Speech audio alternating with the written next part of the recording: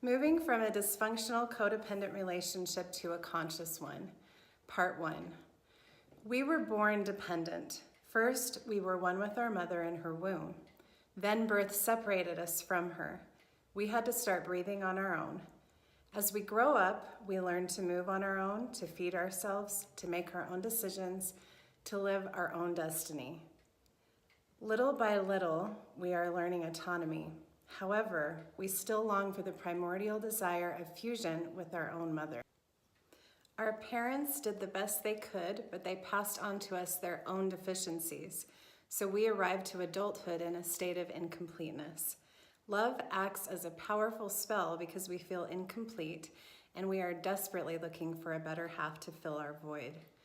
Falling in love is the subconscious drive towards completeness. Without this incentive, most of us will simply not have the courage to work on our shadows, mostly transgenerational. This is why intimate relationships are so difficult, but also so rewarding. Shadow, more than light, is the foundation for the powerful attraction between lovers. Because we are all so afraid to change, nature gave us the perk of sex to incentivize us towards evolution. Nature gave us the ability to experience the ecstasy of integration at a physical level so that we may want to experience it at an emotional, mental, and spiritual level. I reread recently the story of Orpheus. He was a demigod, a legendary musician, poet, and prophet in ancient Greek religion. Even he could not bear the loss of his wife, Eurydice. After he failed to retrieve her from the kingdom of Hades, he wandered randomly as a hermit, and inconsolable, he fell prey to the Thracian Maenads. Romantic love is by far the most fulfilling experience here on earth, but it is also the most fragile. It is dependent on the free will of another human being, because without genuine reciprocity, it is not a relationship. Even when both lovers are connected, many external events or people may disrupt their passion. Parents, status or financial issues, visa issues, ex-partners or children, illness. When it is not something external, even if they love each other very much, they may face incompatibilities that they may be unable to solve, such as a different attachment style, power struggles, ineffective communication, different vision for life or preferences, or children, conflict for recomposed families. And even when everything aligns, death may take away one of the lovers, leaving the other one in utter despair. Until we are able to love ourselves and experience autonomy, we are limited to be in codependent relationships. These relationships will still help us to grow and develop, but a great deal of suffering is typically associated with them. The great attraction between the lovers is proportional to their own lack and incompleteness. These relationships have amazing potential as the partners commit to grow and to do their inner work, but they will feel miserable if they resist their own expansion. They both need to realize their own incompleteness with humility and support each other's personal growth. From my experience, I would like to describe the characteristics of such relationships. At the base of the dysfunction is always the lack of self-love. Because we do not love ourselves, we feel dependent on our romantic partner to experience love. This weak sense of self will manifest in the following forms: inability or unwillingness to give space. Even the most compatible partners will have some areas where they diverge. They may not like the same type of food, enjoy a different set of activities, or they may want to spend time with different people. People who are insecure will interpret mistakenly the unwillingness to join in an activity as a sign that they are unlovable. So they will put pressure on the partner to stick together, even if this means that one of them will miss out on something important for him or her. This will build resentment on both sides. Other times, we may not be in an emotional state to provide adequate support to our loved one. In this case, it is best to recommend that they see a good friend or a therapist. Unfortunately, the partner will interpret this as a rejection or abandonment. Of course, giving space should be more the exception than the rule. Otherwise, there may not be enough compatibility to hold the relationship together. At the same time, it is natural for conflicting needs to arise in the course of a relationship. So giving space to each other to meet these needs separately will release considerable pressure. Distrust. We all have weakness, so we cannot be trusted in all areas. If you do not trust your partner to take the garbage out every Monday night because he is often distracted, then it is fine to give him a gentle reminder, because history has proven that he is likely to forget. However, if we cannot trust our partner in aspects that are fundamental to us in the relationship, we should either work on our trust issues or exit the relationship. Without this underlying trust, there cannot be a relationship. Here are some examples of what could be a deal breaker for a couple, but it varies from relationship to relationship, and I highly recommend that the lovers discuss them clearly before fully committing to each other.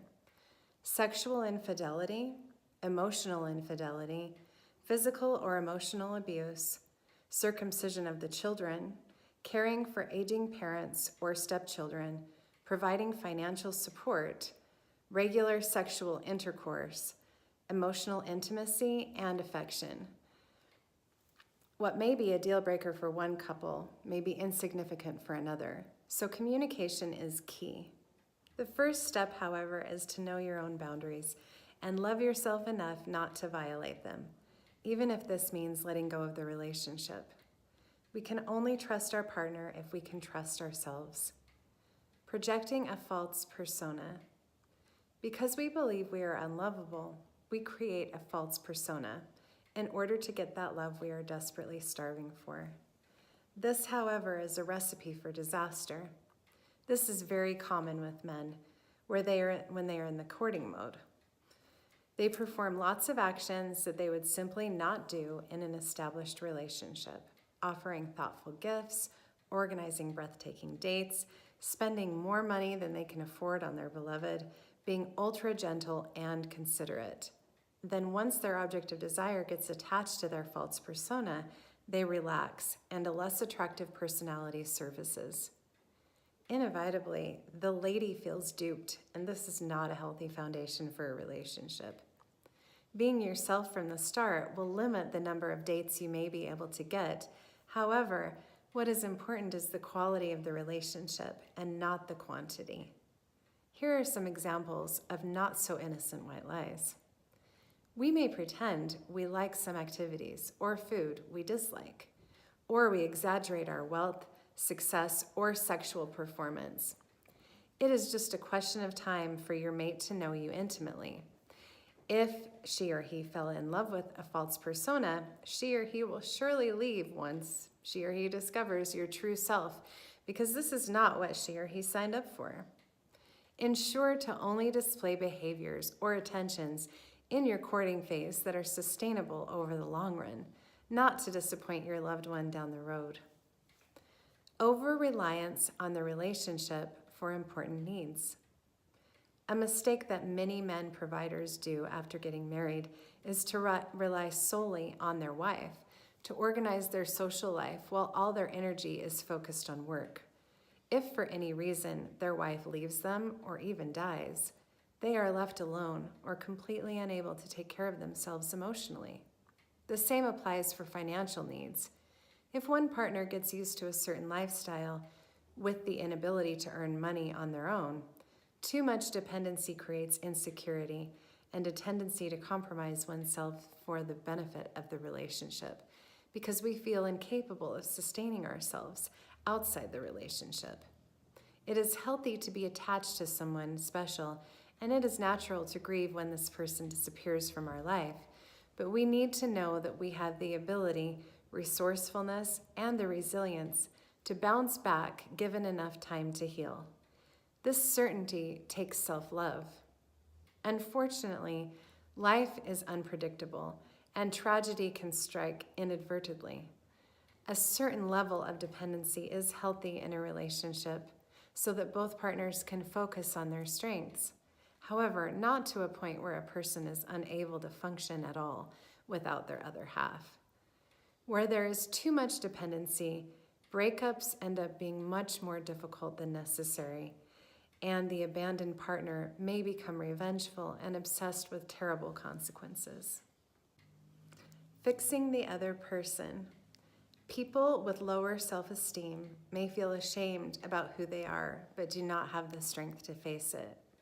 It is less dreadful to keep focusing on other people's flaws and keep fixing them. As they focus on their partner's weaknesses, they get distracted so that they may not see their own flaws. They resent aspects of themselves, but their ego cannot admit it, so they keep projecting their deficiencies onto others.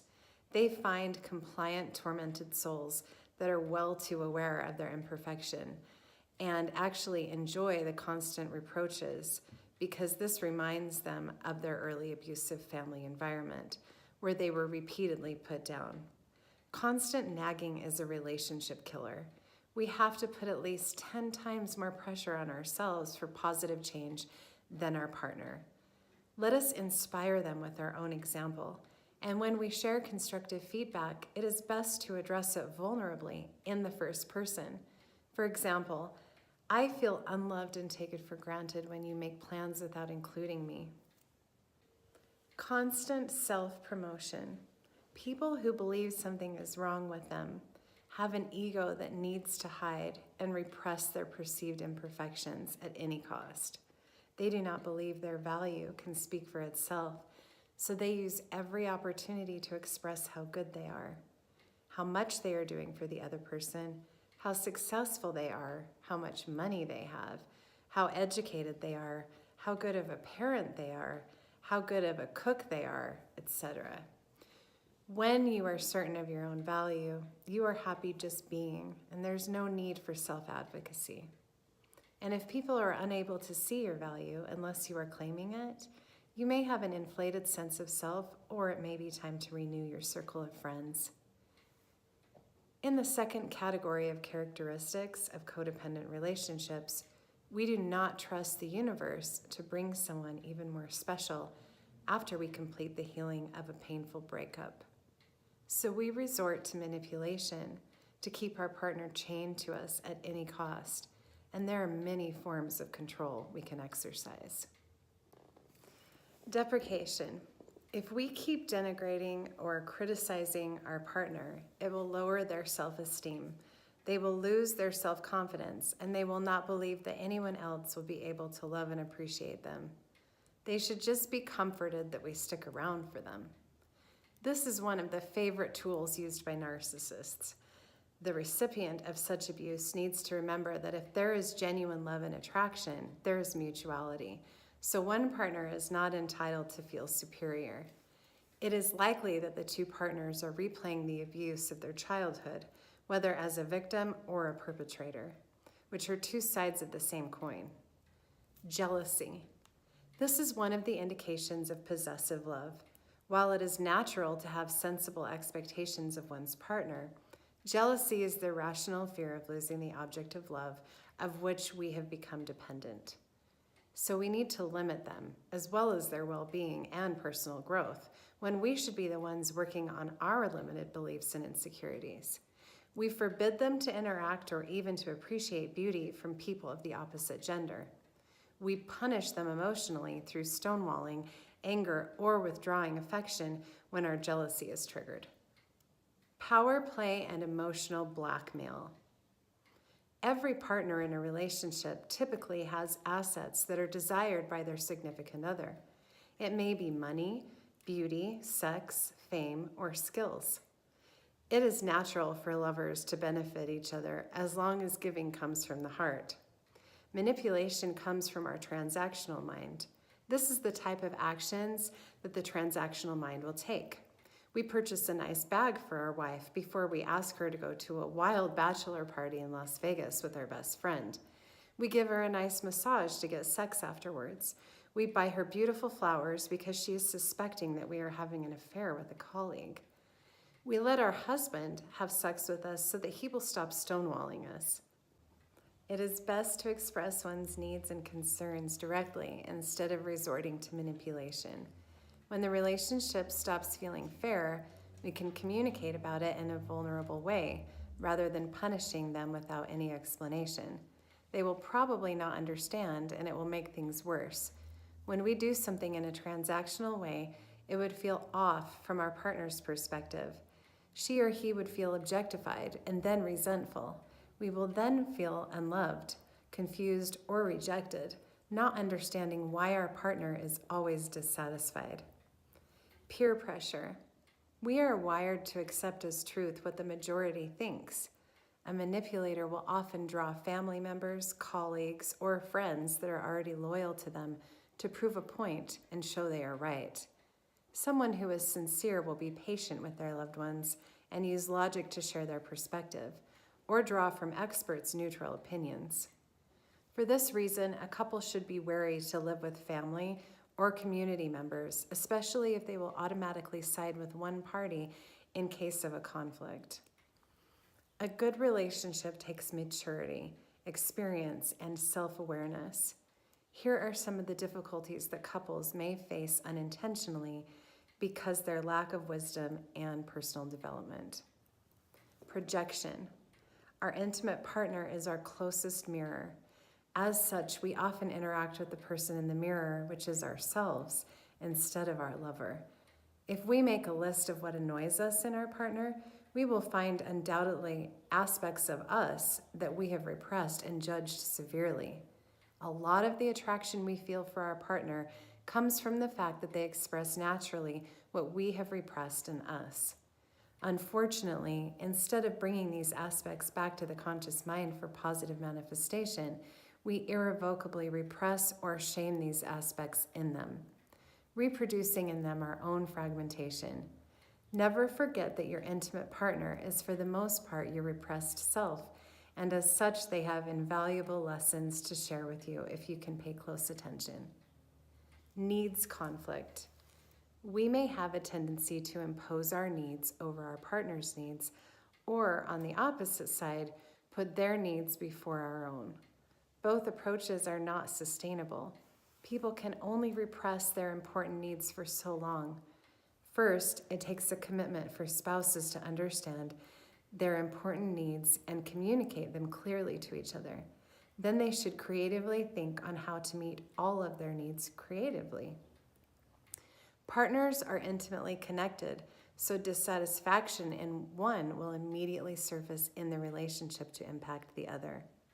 By helping your significant other to get their genuine needs met, you are helping yourself to enjoy a more harmonious relationship, and an affectionate relationship will dramatically improve your quality of life and personal happiness. Double standards. Do as I say, but not as I do is the opposite of positive inspiration. It does not work with children and works even less with our partners. In a relationship, double standards can be allowed and will not build resentment only if both partners are consciously aware of them and it feels fair to them. There are some double standards that may be customary, such as a woman waxing but not her husband. It may be accepted for one spouse not to contribute in cleaning the household if they are the one that brings in all the income. All these agreements have to be made consciously and not assumed because this is the way we were raised. There are some other double standards that may be more problematic. In recomposed families, one spouse may want a lot of focus and attention on his or her own children while feeling very uneasy around his or her partner's children. They may want to be the center of attention of his or her partner while providing little care for him or her. Or they may want all of their social time to be spent with his or her friends and not their significant other's comrades. This is the fastest way to lose credibility. The golden rule of treating others as oneself is found in many religions and cultures for a reason. Idealization followed by demonization. This is unfortunately common to so many relationships. At the beginning of a relationship, we can only see the positive in our beloved, but give it a couple of years and we can only see the negative. Then the breakup happens, and we make them literal monsters. People do not change that much, and chances are that the person we adored is the same one that we now detest. We just applied a different filter.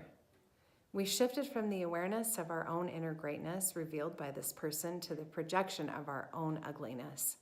The person you love is just as imperfect as you are. If you were with them, it means they were your match for the time being. So demonizing them is nothing different than criticizing yourself. It is best to acknowledge with humility and truth their qualities and shortcomings and realize that they have a lot to say about you too. Let all feelings of disappointment, anger, sadness, and betrayal run inside of you because this is important for your healing. But once these emotions have run their course, strive for objectivity and truth. Forgive them in order to find peace within yourself. Expectations. Expectation is the other relationship killer. As an example, we have had a long day and we expect our spouse to take care of us when we come home. It is likely that your spouse will have had the same hard day and has the same expectation. This inevitably will lead to a dispute. We always need to come back to the relationship with the intent of giving. If we are unable and we need to receive, let's express it authentically and vulnerably. Let your partner have the freedom to not support you if they are too drained and not in the right state of mind to do it. As a general rule, you should have 10 times more expectations of yourself than your partner. This will help you receive with gratitude all the little things they do to improve your life. It is now easy to see why these types of relationships are the source of so much struggle and suffering. Love feels like a curse. Our loved one makes us insane, but we cannot live without them. We are so afraid to be abandoned or of their emotional reactions that we make a lot of compromises that hurt our personal integrity. As life's pressures increase with children, financial and professional challenges, or illness, the dysfunctions in the relationship appear even more clearly. The relationship acts as a magnifying glass for our traumas and our own shortcomings. The only solution is to be introspective, evolve, improve, and grow in self-love and self-awareness. Then we will be able to transform our relationship or attract a new one that feels good.